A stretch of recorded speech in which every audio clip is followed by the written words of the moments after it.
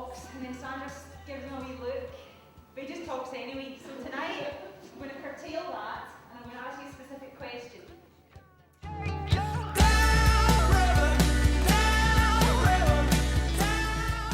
Can I have my music from my childhood, please? When I was a wee boy, my best friend was Jack Brown, and he was the greatest friend I ever had. He was a man who taught me how to play the gusset.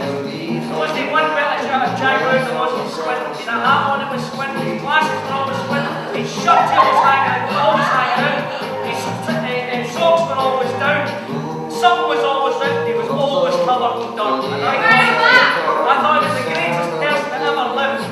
When we went to Scouts, Jack and I used to jump through hedges.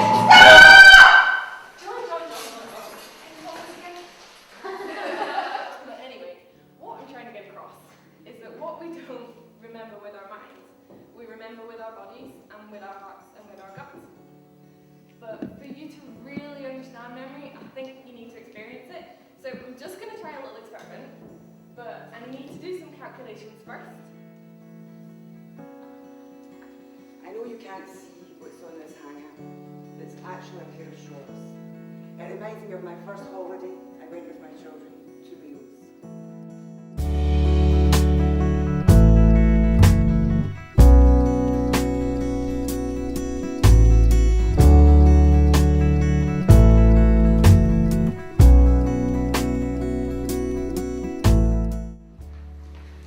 Can I ask everyone to close their eyes, please? Now, I'm going to ask you to think of a face that you always want to remember. A face you don't want to forget. I'm pretending a couple of minutes I heard the immortal words. That's the biggest baby I've ever seen. And hold out my 12.5 pounds son.